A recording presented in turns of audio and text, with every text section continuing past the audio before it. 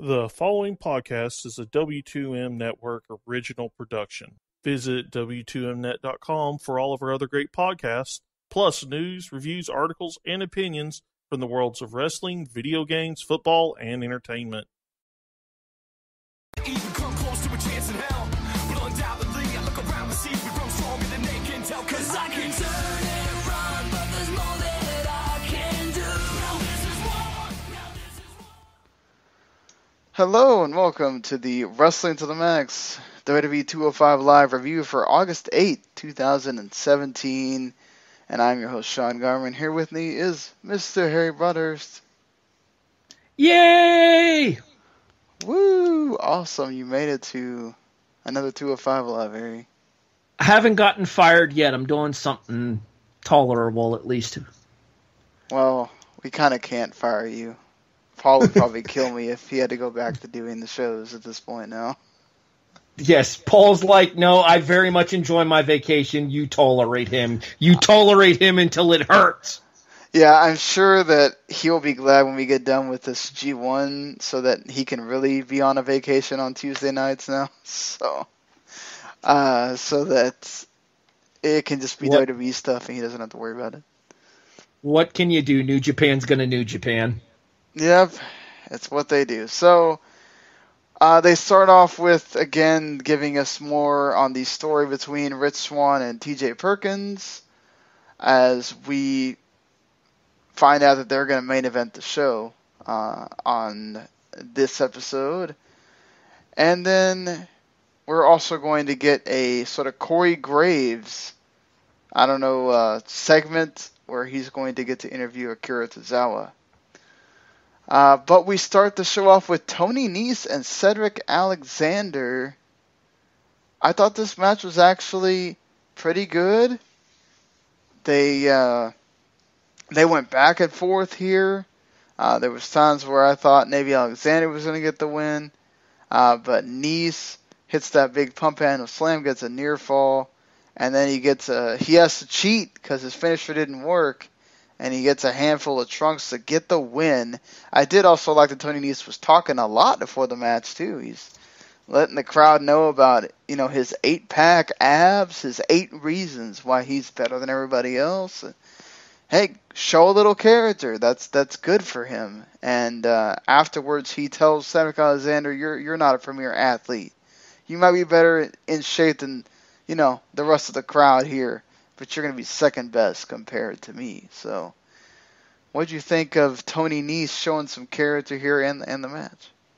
Well, we've kind of seen this from Nese over the course of his last couple of entrances here, and it's one of the things that I think is going to help Tony stand out because, yeah, Tony has a phenomenal physique, but to borrow... I figured that Vince would, take to him because of that. The problem with Tony is he has a phenomenal physique, but to steal a line from somebody else whose name is escaping me right now, he has, negative charisma. Them actually letting him talk to people and letting him establish himself as this, basically this Dick Adonis heel, similar to Chris Masters almost in a sense, is something that I think that even the casual fan can relate to. Oh, he looks like that, so he must think he's better than us. No, I do think I'm better than you, and here are 8 reasons why. Yeah, and but that's the thing. They don't give these guys a lot of practice for that. And the only way they're going to get better is to have that opportunity to do it. So Tony Nese getting to go out there during his entrances and kind of ad-lib a little bit is good for him. Yeah, I wonder how much of that is actually ad-libbed, though. That's my question. How much of that is given to him, and then how much of that is he allowed to make up on the fly? I'm sure most of it's already been kind of pre-planned out or whatever, and once you kind of get that in your system of having said it a couple of times, it becomes something you're already used to saying. But, maybe a little bit is. I kind of agree with Scott Levy, better known to wrestling fans as Raven, about this. In one of his podcasts, Scott said that the reason that a lot of these people find themselves not connecting with crowds is because everything is so by the letter scripted to the point of you can hear people saying the same thing on different shows. Like somebody will use a line and then a couple of weeks later somebody else will use that same line on the other show. And it's a product of the system. Whereas back in the days when Raven was in the WWF, it was more bullet points of what you needed to get across, and you were allowed to kind of portray your own character, portray your own personality into the character by saying what you needed to say in order to get your thought process across. Yeah, exactly. What did you think of the match, though? The match itself was very good. I've always enjoyed Tony Nese's work. I've always enjoyed Cedric's work. I think Cedric is going to be a cruiserweight champion at some point sooner rather than later. That being said, I feel like they're kind of getting Tony Nese primed right now in order to have him ready to feud with Tozawa once Tozawa takes the belt off of Neville, because I think that's going to happen at SummerSlam. Yeah, I think this is the time. Like, Neville's had it. I'm surprised he never lost to Austin Aries. It's amazing that he's kept it this long, and he's been good. He deserves it. But I feel like Tozawa's been kind of waiting in the wings. And well, in fairness, even Wendy's will tell you that Aries was not on the Neville level. Boo. Boo. That made me laugh so hard. Because I know about Austin Aries' veganistic views.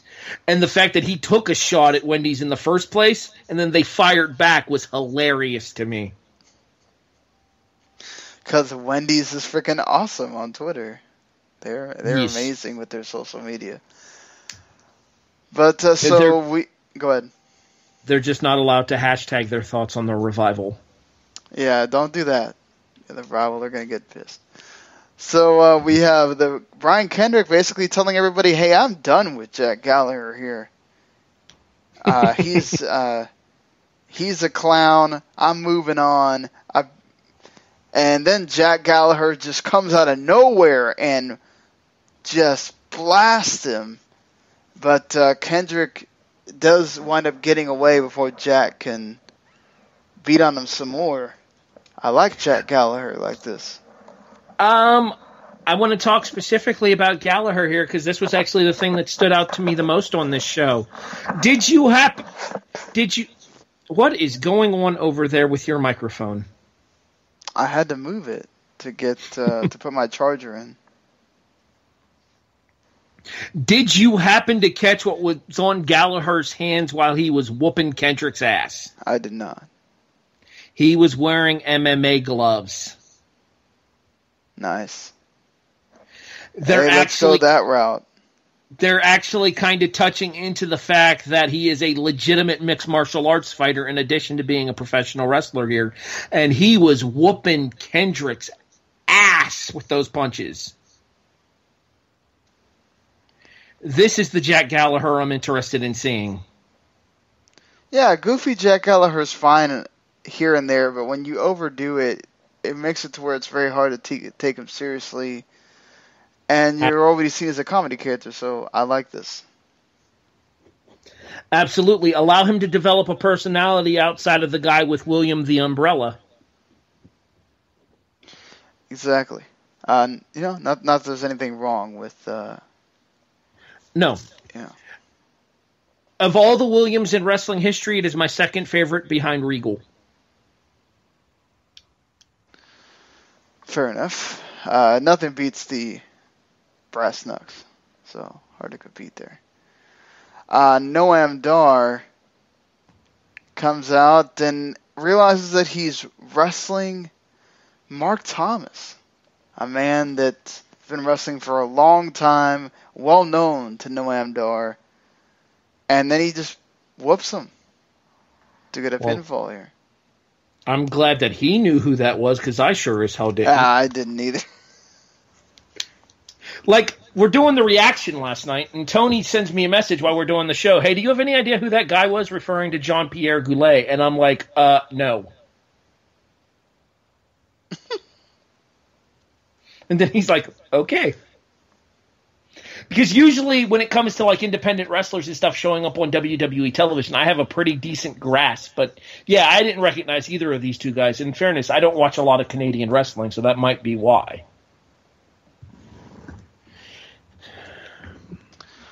Yeah, I mean, anything on the segment?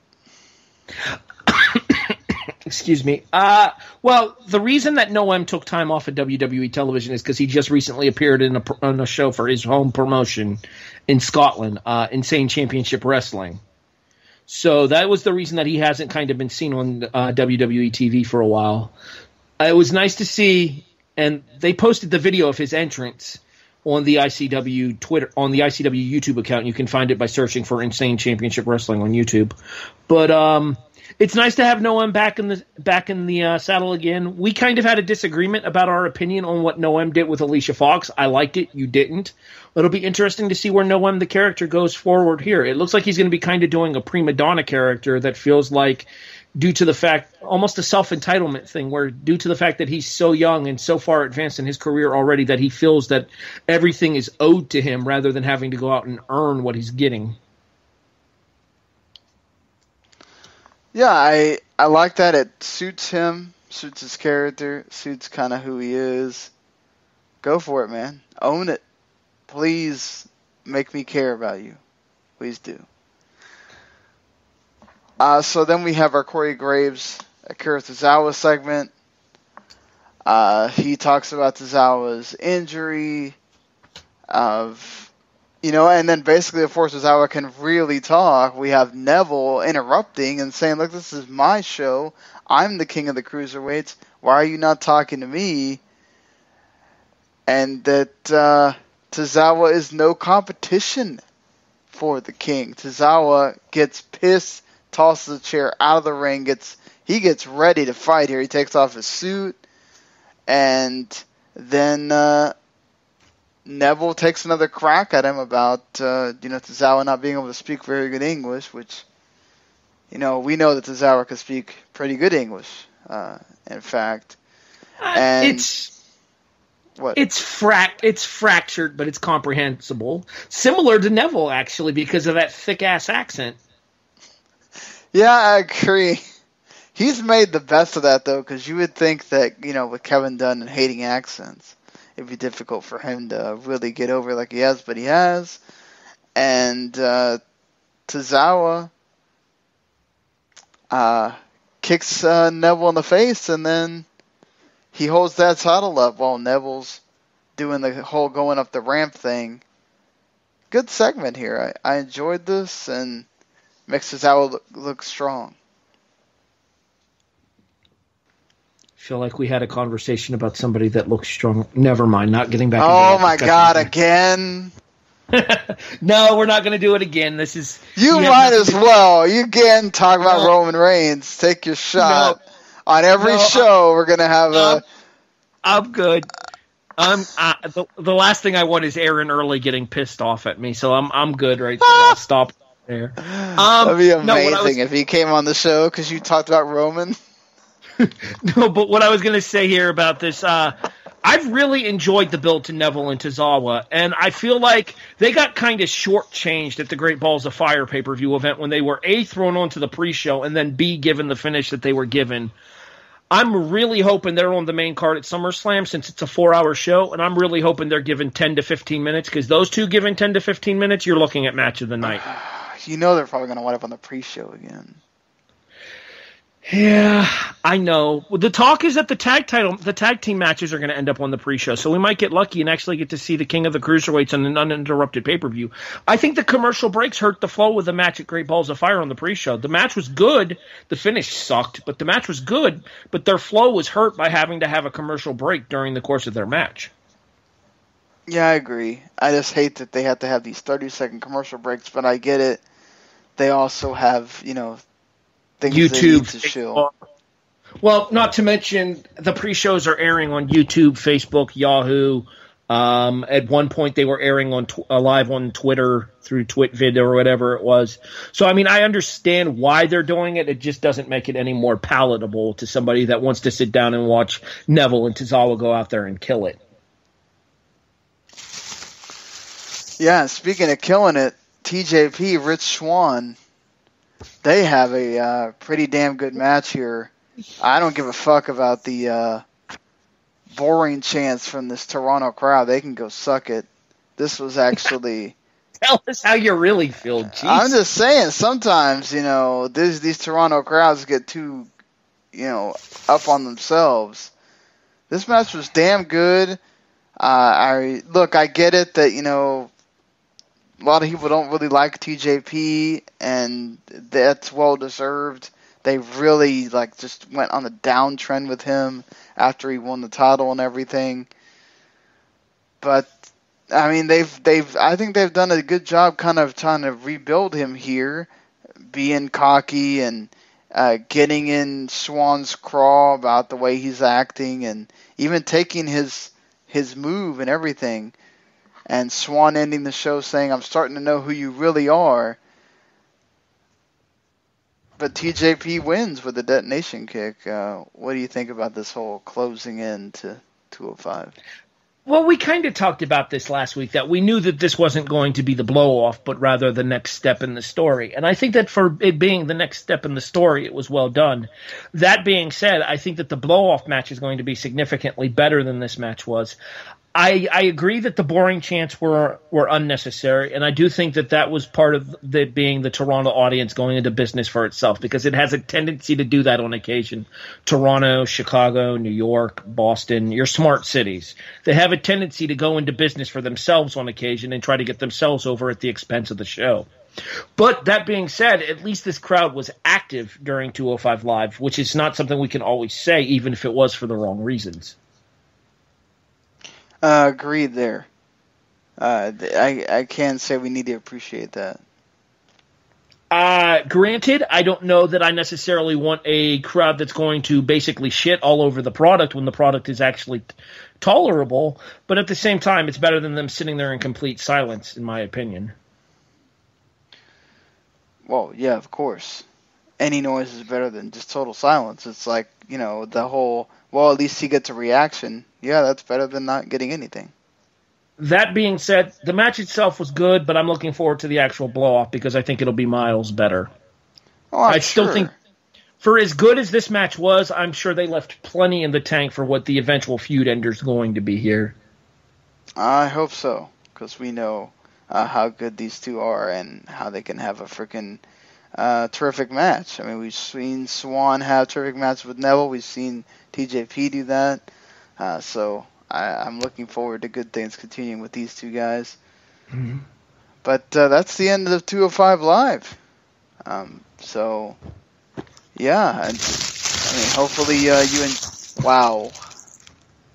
I said it's the end, and here's Harry just making a bunch of noise. He held out for as long as he could, I guess. No, I wasn't aware that the bag was that close to the mic. I was putting notebooks inside of a bag. I wasn't aware that the microphone was that close. My bad. So, yeah, and until we're here next week talking more 205 Live, thank you for joining us. We appreciate you listening. If you liked what you heard, you can subscribe, Wrestling to the Max. You can also subscribe to W2M Network. You get not only all the W2M content, but you get all the other wrestling podcasts, Running Wild podcasts. You get Harry and Patrick doing Wrestling Unwrapped. You get That Wrestling Show, which is now hitting their 300th episode that we just added last week, so congrats to them. And the Shooting the Shiznit as well, that he's always interviewing somebody, doing great work over there, Mr. Brian Trammell. So I'm sure I'm forgetting someone. I got a couple to plug here. First of all, I want to give a shout out to my Raw Reaction co-host Robert Taylor and his mixed martial arts podcast here on the W2M Network, MMA to the Max. He has his first interview lined up for, I believe, this Saturday's show. If everything goes well, I will let you guys look onto W2Mnet.com or the Wrestling to the Max Facebook page in order to get more information about that from Robert himself. I do not wish to steal his thunder. And starting December. Yeah, I'm going all the way to the end of the year. Year's going fast enough, it'll be December before we know it. Starting August 20th, after SummerSlam, when they do bracketology for the Mae Young Classic, myself, Patrick Ketza, and Wrestling to the Max's Paul Leeser will bring you our breakdown of bracketology, our predictions for the Mae Young Classic, and then the three of us will cover the Mae Young Classic here on the W2M Network. All right, so yeah, you can look forward to those W2M extras when they hit, and until we're here talking again, 205 Live. See you later, everybody.